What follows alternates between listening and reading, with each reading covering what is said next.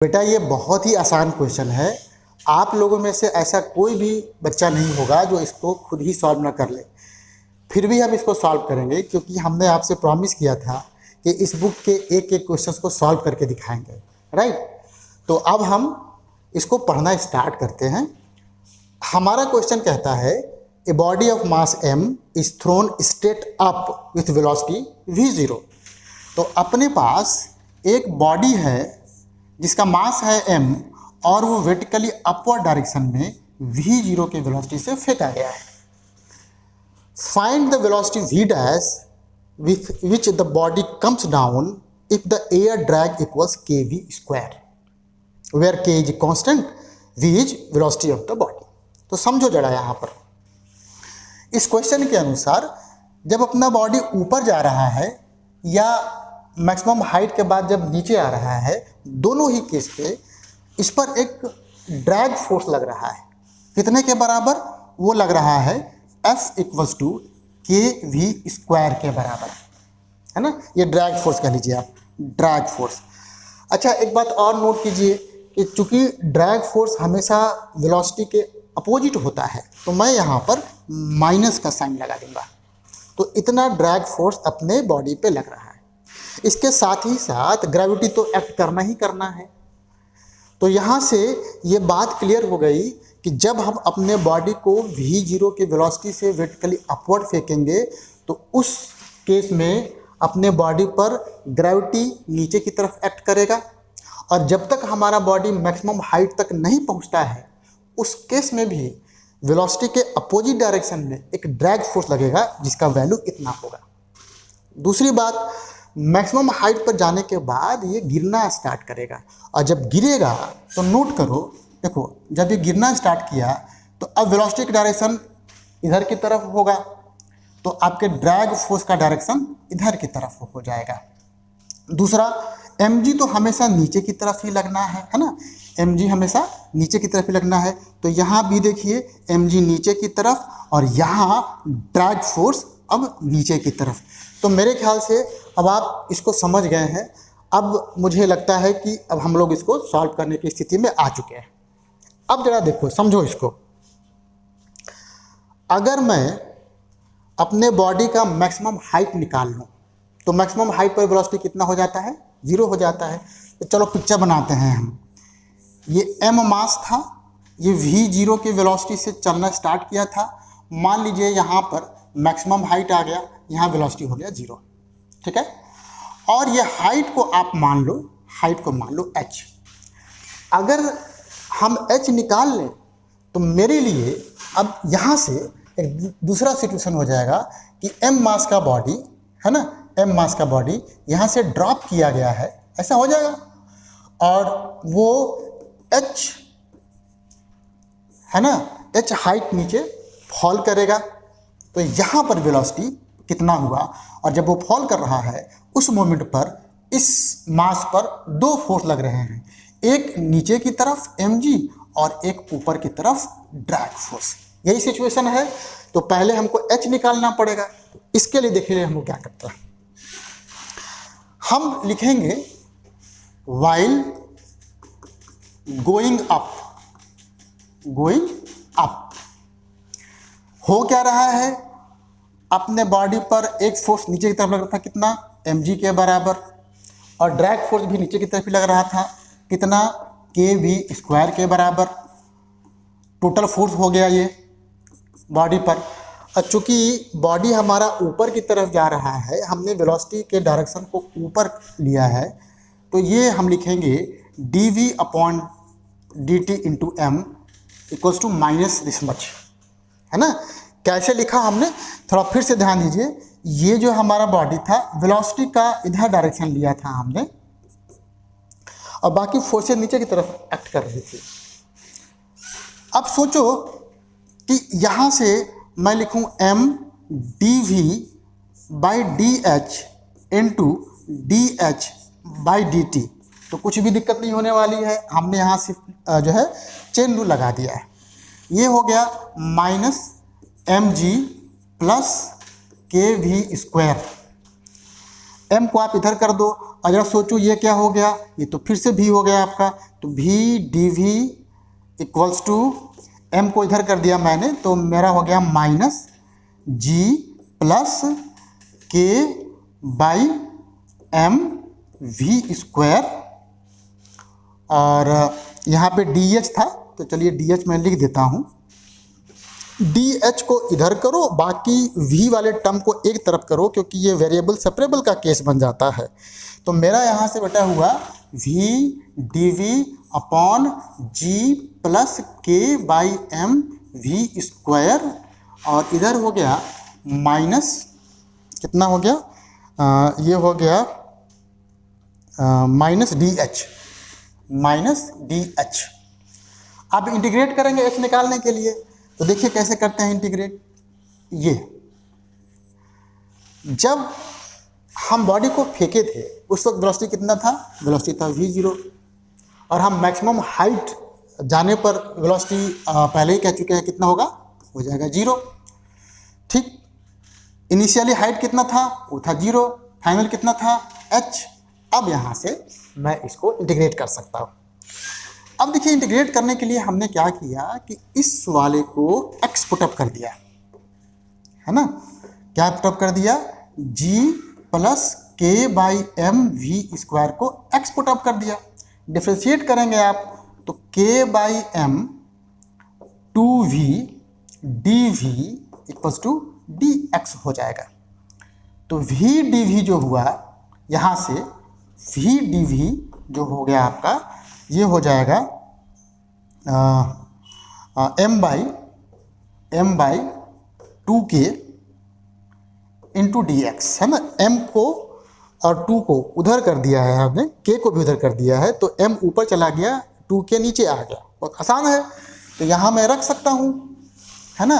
तो यहाँ जब मैं रखूँगा तो v dv हो गया हमारे पास m बाई 2k dx, और इसको आपने क्या कहा था, इसको तो आपने x मान लिया था, इक्वल्स टू, इधर तो कोई दिक्कत ही नहीं है, इधर हो गया minus h, lower limit 0, upper limit h। यहाँ पे जरा देखना, अब लिमिट भी बदलने वाला है।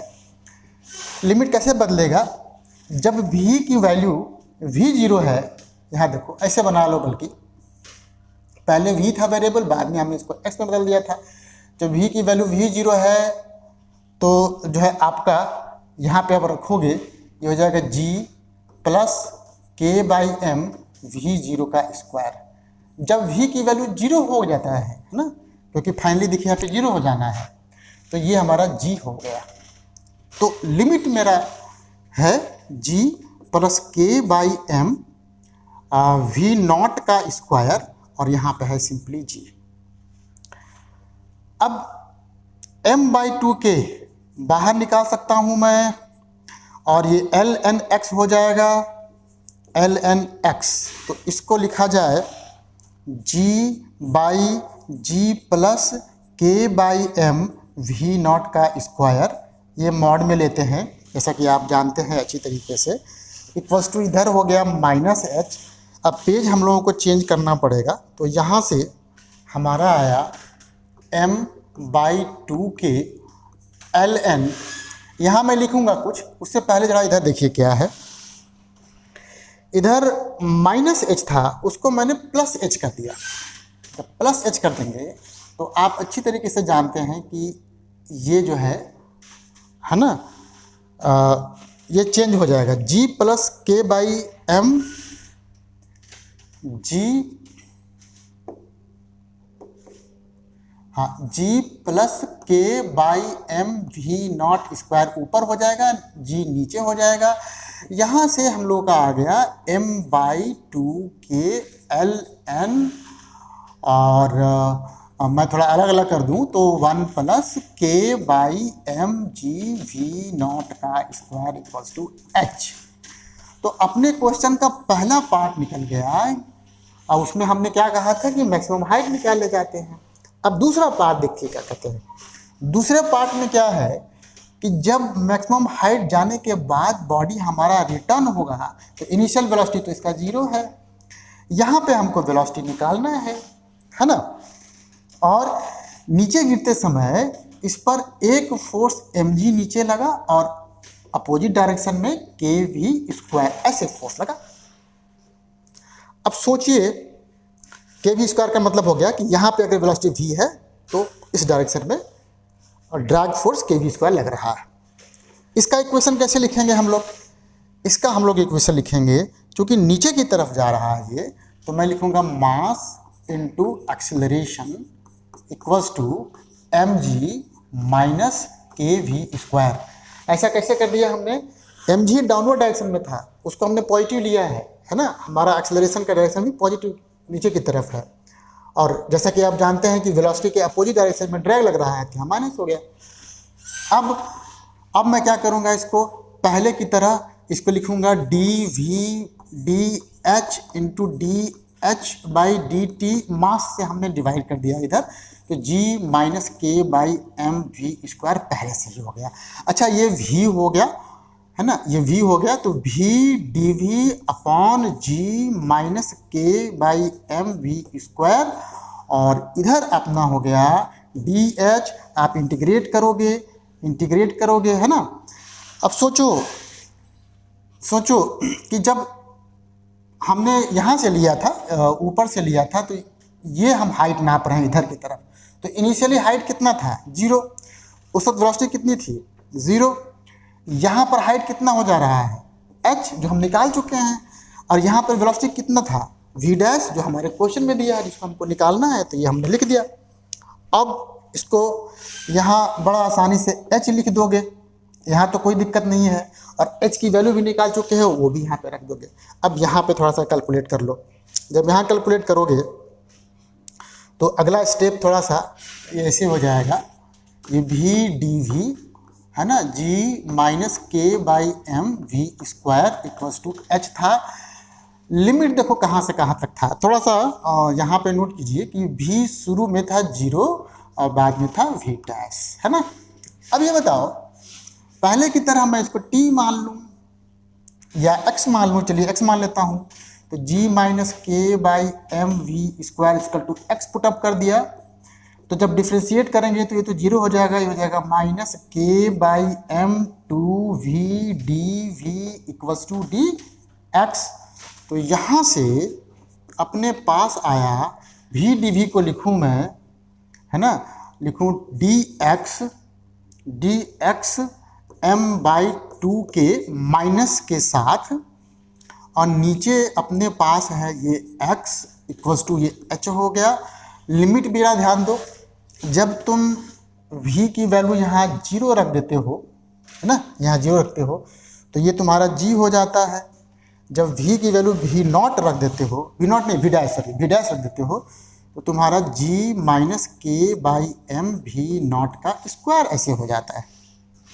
यहाँ दोबारा से जब तुम इसको इंटीग्रेट करोगे तो ये आएगा m बाई 2 के लॉग n। लॉग हम जानबूझ करके यहाँ पे लॉग लिख रहे हैं, क्योंकि ln बेसिकली लॉग ही है जिसका बेस नेचुरल नंबर है, तो ये हमने यहाँ लिख दिया। ये हो गया मॉड x, और x की वैल्यू g माइनस के बाई एम वी नॉट का स्क्वायर, वी नॉट नहीं v dash, sorry v dash है यहाँ पे गड़बड़ है, यहाँ पर गड़बड़ है,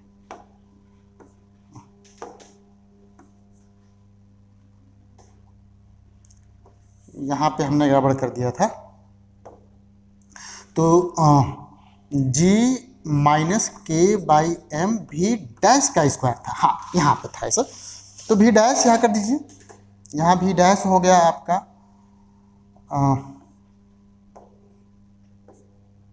के बाई एम वी डैश का स्क्वायर अपॉन जी। अच्छा माइनस यहाँ पहले से था, और h की वैल्यू हम लोग यहाँ बाद में भी रखेंगे।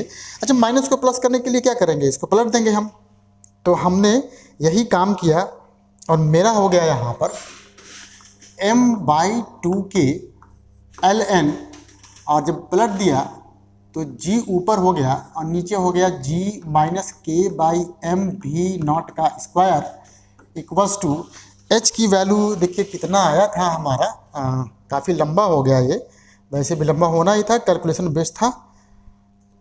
एच मेरा आया था,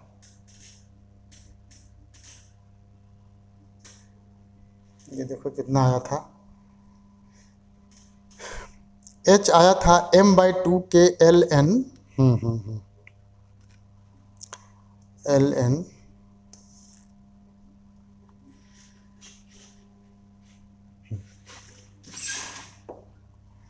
ये हो गया m/2 के एल एन ब्रैकेट में 1 प्लस जी सॉरी k/mg, हाँ कहाँ कहाँ गड़बड़ हो रहा है भाई। तो ये हो गया k/mg/v0 का स्क्वायर। यहाँ से फटाफट से काट दीजिए, ln ln भी कैंसिल हो जाएगा क्योंकि ये 1 फंक्शन होता है, तो अलग अलग हो गया ये।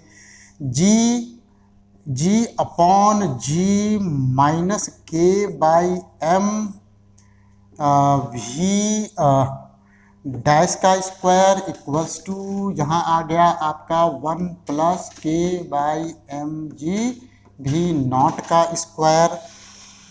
अब आप क्या करेंगे, अब आप यहाँ से भी जी कैंसिल कीजिए। हमको v0 निकालना था, तो मैंने क्या किया कि इसको पलट दिया, इसको ना तो पलट दिया, तो हो जाएगा g माइनस k/m/v0 का square by g equals to, इसको जब पलटा तो 1/1 प्लस k/mg/v0 का स्क्वायर।